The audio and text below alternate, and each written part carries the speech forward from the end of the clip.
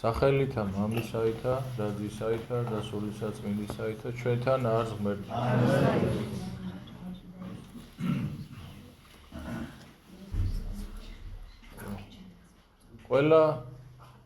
ყველაფერი რაც ამ სამყაროში ხდება,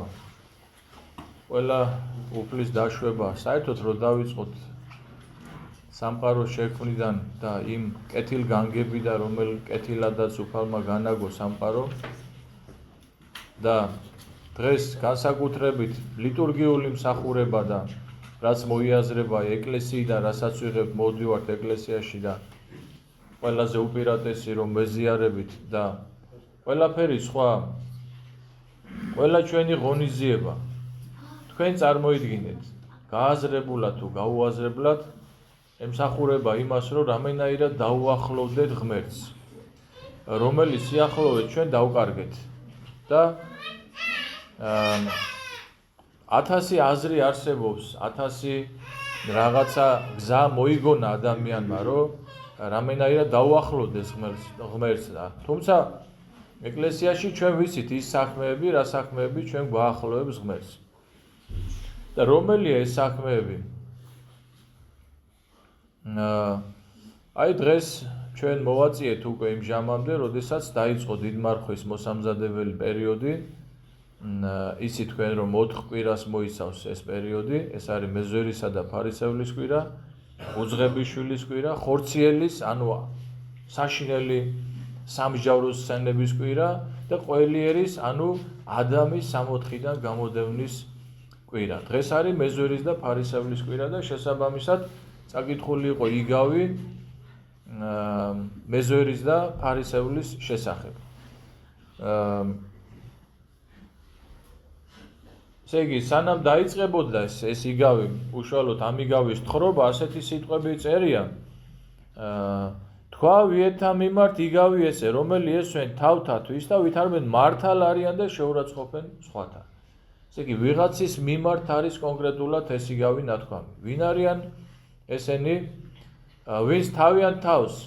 თვლიან უცოდველს და შეურაცხყოფენ სხვათა. ვინც თავიანთ თავს თვლიან უცოდველად, ეს ერთია, ხო? მაგრამ უეჭველია და გარდაუვალია, რომ ეს ადამიანები, ვინც თავიანთ თავს თვლიან უცოდველად, აუცილებლად განიკითხავენ სხვას. აი, მიბმულია ერთმანეთზე. აი, ვინც ესე ფიქრობთ, რომ აი ისე რა ჩვენ არაფერი არ დაგვიშავებთ, ესეთი ბევრია. აი, ძალიან ბევრია, აქ ჩვენთანაც სოფელში, აი, ბევრისთვის მიკითხია, რატო არ მოდიხარ აღსარებას, რატო ამბობ. მე არაფერს არ ვაშავებ.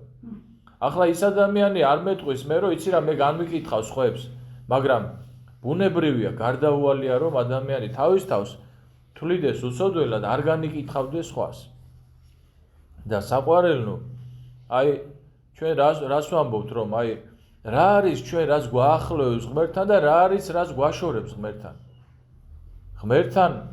ჩვენსა და ღმერთს შორის ყველაზე დიდი და გაუვალი კედელი ეს არის ჩვენი ამპარტავნება. და განკითხვა ამპარტავნების შვილი არის. ამიტომ მიუახლოვდით რა დიდმარხვის ჟამს, პერიოდს, დედა ეკლესია პირველ რიგში შეგვახსენებს ჩვენ იმას, რომ ესე იგი, სადაც ჩვენ არ ვიღწვით, არ ვიბრძვით, არ ზრუნავთ იმისთვის, რომ აი ეს საშინელი ჩვენი მტერი მოასუსტოთ რამენაირად ჩვენში და თავის არ ვიმდაბლებთ და არ ვეძებთ იმას, რომ რა არის ღმერთისთვის შესაწირი. უყურეთ მარხვა რა არის. ჩვენ უყურეთ აი რას ვლაპარაკობდით, რომ ყველას თავისებურად ფიქრობს, ყველას რომ აი რა იმივაგო უფალსა ყოვლისათვის, აი ფსალმუში რო წერია, რა იმივაგო უფალსა ყოვლისათვის, რომელი ესე მომაგო მე. იწყება მარხვა და ადამიანი ამბობს, აი ხა ვიმარხულებ. ყველას უნდა მარხვა. ყველას უნდა ლოცვა, ყველას უნდა სიკეთის კეთება. რატომ? იმიტომ რომ ეს არის საქმეები, რომელიც ჩვენ დაკარგულ სიახლოვეს, ესე რომ ვთქვათ, აღადგენს ღმერთთან და ღმერთთან სიახლოვეს სიხარულია. სხვა შემთხვევაში სიხარული არ არის. მაგრამ აი სიბრძნე ზუსტად ის არის, რომ რა არის, აი ღმერთ ჩვენ რა უნდა მივართვათ. საოცარი იგავია, სულ 4 მუხლისგან შედგება ეს იგავი. და ესე იგი, რას ხედავ ჩვენ, რომ წარმოდგა ფარისეველი და ჩამოთვლის თავის კეთილ საქმეებს. აი ჩვენთანაც არის ხოლმე სად რა შორს რა წავიდე კაცო მოდი ჩემ თავზე ვიტყვი რა აი მე რომ მივდივარ ხოლმე ხანდახან და აღსარებაში ვლაპარაკობ ხოლმე რა არ დამიშავებია აი მეტი კი არაფერი არ უქნია ფარისეველს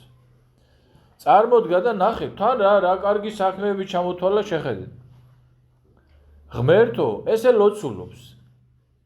ამას ილოცვი და თვისაგან ანუ თავის გულში გახარებულია და ესე ლოცულობს რომ ღმერთო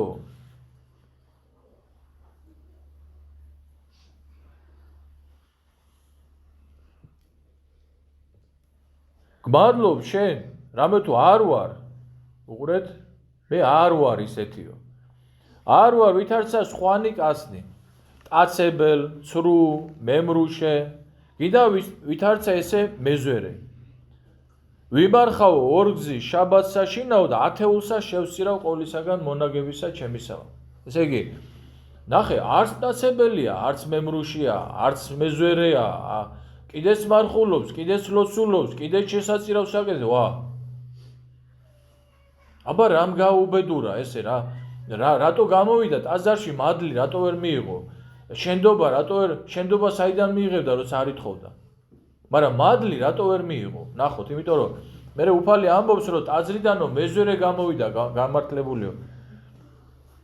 მე შეგახსენებთ ახლა თქვენ კარგად იცით მაგრამ მე შეგახსენებთ ფარისეველი იმ დროის ებრაულ საზოგადოებაში იყო ყველაზე კარგი სახე ყველაზე კარგი პიროვნება ესენი იყვნენ მოვლინებული ჯულის დამცველებად ესე იგი გარანტი ხალხში რომ ჯული არ დაერღვიათ ზნეობრივ ადამიანებად მაგრამ ამ ზნეობის უკან რა იდგა და მეზვერე ყველაზე ცუდი და უბედური სახე იყო იმ დროის ებრაულ საზოგადოებაში ამაზე ჩვენ არგზის გვითქვია ხო და ესე იგი ეს ფარისეველი წარმოდგა და ჩამოთვალა ყველა თავისი კეთილი საქმე ძალიან გთხოვთ ეს ყურადღებით მისავქრათ რა ქვია მივაქციოთ ამიგავს ყურადღება იმიტომ რომ არაერთგზის ხდება ესეთი რაღაცა ჩვენში რომ მოდივარ და ჩამოთვლით ხოლმე ჩვენს რაღაც კარგ საქმეებს აღსარებაზე როცა მოდიხარ აღსარება არის უყურეთ შენ აღიარებ უფლის წინაშე შენ დაცემულობას შენ ცოდვილობას აი ნახეთ მე ვაღიარებ თქვენ წინაშე ხო ავწიე ხელი ყველაზე მეტი ცოდვილი მე ვარ მეთქი გითხარი და ამას კი არ ვცრუობ ჩვენ შენ რო კითხულობ იქ წმინდა მამების ლოცვები და პავლე მოციქულის ამაზე ერთხელ ჩვენ გქონდა სიტყვა ხო პავლე მოციქული მესამეცამდე მიწეული მოციქულია რა სიძახის ცოდვილთა შორის პირველი მე ვარო ხო და მივაქციოთ ამას ყურადღება და ერთი რამე ვიცოდეთ რომ ჩვენ აი ვისაც გონიათ რომ რაღაცა ჩვენ გვაქვს სათნოებები ხო იცოდეთ რომ ცარიელი ვარ ჩვენ არაფერი არ გვაქვს უფლის წინაშე მარტო ცოდვა გვაქვს ჩვენ და იმ საქმეს რომელსაც ჩვენ კეთილ საქმეს ვაკეთებთ ეს არის ჩვენი ესე იგი წყურვილი რომ უფალს რამენაირად დაუახლოვდეთ მაგრამ კიდევ ერთხელ ვამბობ სიბრძნე რაში მდგომარეობს რომ რა დაგვაახლოვებ ჩვენ უფალს რა თქვა დავით მეფსალმუნემ უკეთ უმცა გენებაო მსხვერპლი შემცა მეწირავო მეფე იყო და მთელი სამეფო მისი იყო მთელ სამეფო შემოგწირავდიო მაგრამ მსხვერპლი ღმრთისა არც სული შემოსრულიო გული შემოსრული და დამდაბლებული ღმერთთან არა შეურაცხყოფო რატომ თქვა ეს დავით მეფსალმუნემ როცა რომ უამრავი გზები ქონდა მას რომ ღვთისთვის კეთილი საქმე გაეკეთებია და პირველ რიგში მართლმორწმუნე მეფე იყო იმდენად ესათნოა უფალს რომ ეფუცა უფალი დავითს რომ ნაყოფისაგან მუცლისა შეისა დაუსვა საყდართა ზედა ანუ ქრისტე მის დავითის ტომში განხორციელდა იმდენად სათნო იყო ღმერთს მაგრამ რას ამბობს ეს ამხელა წინასწარმეტყველი რომ თუ რომ შენ რომ გინდოდეს სხვერპლ შეგწირავდიო მაგრამ არაო სხვერპლი ღმრთისა არისო გვასწავლის სული შემოსრული გული შემოსრული და დამდაბლებული აი ეს არ ქონდა ფარისეველს დანარჩენი ყველაფერი ქონდა ხო ჩამოთვალეთ ეხლა ვნახოთ მეზვერეზე წერია კიდე ორი სიტყვით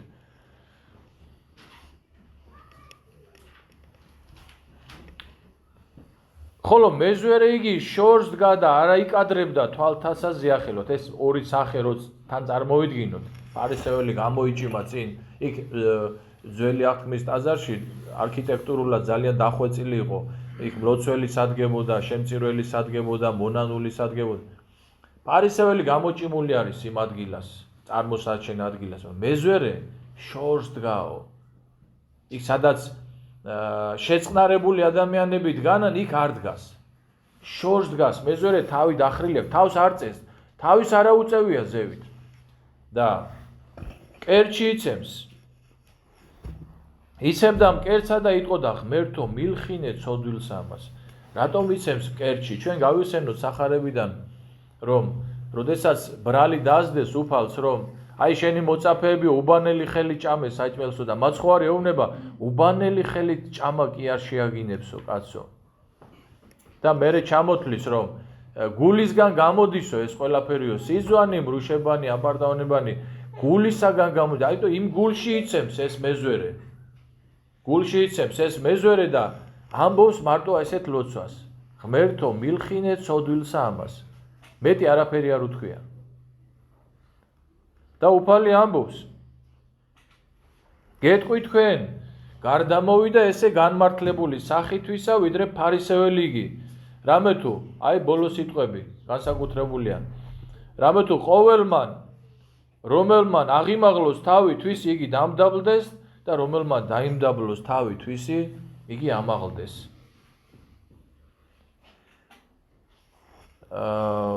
ესე იგი აი უყურეთ პირველი რას ჩვენ უნდა შევიმოსოთ ხო თუ დავსახეთ ჩვენში და გადავწყვიტეთ რომ უნდა შევუდგეთ მარხვას და თქვენ იცით რომ მარხვას ძალიან დიდი სარგებელი აქვს და პირველ რიგში ეს სარგებელი მე აი თავიდან რაც თქვი იგივე შინაარსში ვტრიალებ რომ პირველ რიგში ეს სარგებელი არის რომ ადამიანი უახლოვდება ღმერთს ჩვენ ხანდახან ვერც კი გაგვიგია რა გვაწუხებს რა გვტკივა რას განვისტით ჩვენ ყველაზე მეტად ადამიანები განვისტით იმას რომ დავშორდით ღმერთს აი შენ ცეცხლს ხედავ ხო ცეცხლთან რო ხარ ზამთარში კარგად ხარ თბილად ხარ რო დაშორდები ხედავ რომ შექცივდა მაგრამ შენ იცი მაგ დროს რა გჭირს მაგრამ ჩვენ სულიერი ცეცხლი ჩვენი ქრისტე რომელსაც ჩვენ შორდებით სულიერია არ ჩანს და ამიტომ ჩვენ არ ვიცით რა გჭირს და მარხვას ფრიადი სარგებელი აქვს დიდი სარგებელი აქვს ჩვენ მართლაც თუ შევიმოსავთ ოღონდ თავარია სიმდაბლე უნდა იყოს შენ თუ ესე მარხულობ რომ აი ძალიან ხშირია ასევე შემთხვევა რომ მოვდივარ და გახარებული ვამბობთ რომ მოკლედ ეს ერთი კვირა იყო თუ ორი კვირა იყო არაფერი არ შეგვიჭამია და როგორი კარგები ვართ მაგრამ მოусმინეთ ეხა აი ვინც თქვენ მობრძანდებით ხოლმე ეკლესიებში და პავლე მოციქულის სიტყვებს გაიგონებთ ამ უახლოეს მომავალში საჭმელმან ჩვენ არა წარმადგინეს ღმრთისა ჭამა და არ ჭამა ჩვენ არ წარგვანდგეს ღმერთთან კარგად დაიმახსოვროთ ის რომ ესე იგი ჭამისგან თავშეკავება ჭამადისგან თავშეკავება ეს მიზანი არ არის ეს არის საშუალება მიზანი არის ჩვენი სულიერი ზრდა მიზანი არის ჩვენი ღმერთთან დაახლოება ჭამა არ ჭამა და დანარჩენი რასაც ჩვენ ავიგზავნებთ აი ამ მარხვაში და რაღაცებზე თავ შევიკავებთ ეს არის რომ ჩვენ რაჟამსო გარეშე კაცი მოუძლურდესო შინაგანი გაძლიერდესო ანუ ეს გარეშე კაცი ეს არის რაც ვარ ჩვენ ხო აი ეს რომ მოუძლო ეხა კარგ ჭამას მასში და კარგ ჩვევა განცხრობაში ადამიანს თქვენს კარგად იცით რომ ღმერთი არ ახსოვს ხო ხო და ეხა ვის წინა კვირას არიყავით მე მინდა ასევე შეგახსენოთ რომ წინა კვირა იყო ზაქეს კვირა დიდმარხვის მოსამზადებელი პერიოდამდე არის ზაქეს ახარება იკითხება ზაქეს ახარება მთავრდება ესეთი სიტყვებით იქ უფალი ზაქესთან წავიდა მეზვერესთან და მე განიკითხავენ სხვა ფარისევლები მეზვერეები და მათ ხო არის ეუბნება რომ ძე კაცისა მოვიდა ცხოვრება და მოძიება წარწმედულისა და ვინც თulis თავის თავს თუ რომ ის არის წარწმედული ცხოვარი ქრისტესი აი უყურეთ იმისთვის მოვიდა ქრისტე ვინც თავის თავს თulis რომ მას არ ჭირდება ქრისტე და მისთვის არ მოსულა ქრისტე და მას კიდეს მარხულობს კიდეს ლოცულობს ზნეობრივათაც არ არის მტაცებელი არ არის მემრუშე არადა ყველა ვართ ესეთი ხო ვინც თulis რომ ესენი არ არის და ლოგიკური გაგრძელება ამის რომ განიკითხავ სხვას, ხო, სხვათა შორის აი ამ განკითხების გამო ჩვენ უამრავი განსაცდელები გვატყდება თავს, იმიტომ რომ წმინდა მამები პირდაპირ ამბობენ. აი რაშიც განიკითხავ სხვასო, ჩათვალე რომ ის ორმო შენ წინ გაქვს, ანუ იმ ცოდვაში მოგიწევს ჩავარდნა რომ საკუთარ ტყავზე გამოცადო, რას ნიშნავს ის რომ ადამიანი ცოდვაში არის და შენ მას განიკითხავ. და შენ რა იცი ის ადამიანი ხვალ აი წინანი უკან იქნებიან და უკანანი წინავე შენ რა იცი ის ადამიანი ხვალ როგორი გახდება. აი ეს არის მოკლე დამოძღვრა და ჩვენი სულიერი მდგომარეობა უნდა იყოს ესეთი, აი სულ გეხვეწებით ხოლმე რომ იქნებ მოვიდეთ ამ ლოცვაზე რომ დავესწროთ მოვისმინოთ ის მარგალიტები საკითხები რომელსაც მე დავირთე კითხულობს სადაც შენ აი ამდენი ლაპარაკის აღარ გინდა შენ თუ ლოცვაზე მოდიხარ და შენ თუ ისმენ ამ ჰიმნოგრაფიულ საკითხებს შენ უკვე გარკვეული ხარ ყველაფერში აბსოლუტურად და აი ესეთი უნდა იყოს ჩვენი სულიერი მდგომარეობა აი უყურეთ აი რო წახვალთ აქედან აი გაიყოლეთ ეს სულიერი მდგომარეობა რასაც ღაღადებს სულიწმინდა დამძიმდეს ბრალთა ჩემთაგან თვალნი სულისა ჩემისანი და ვერ შემძლებელ ვარ განსთად სიმაღლესა ცისასა არამედ მეუფეო მოწყალეო მეზვერისაებ შემიწყალე მე აი ეს სულიერი მდგომარეობა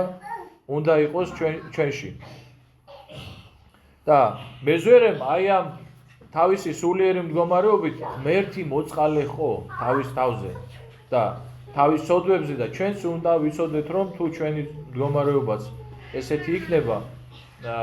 ჩვენც აუცილებლად მოწყალე ყოფთ უფალს ჩვენ თავზე რამე თუ ჩვენთვის განხორციელდაო ღმერთიო რომელი მამისა თანა დაუსაბამო არის ამინ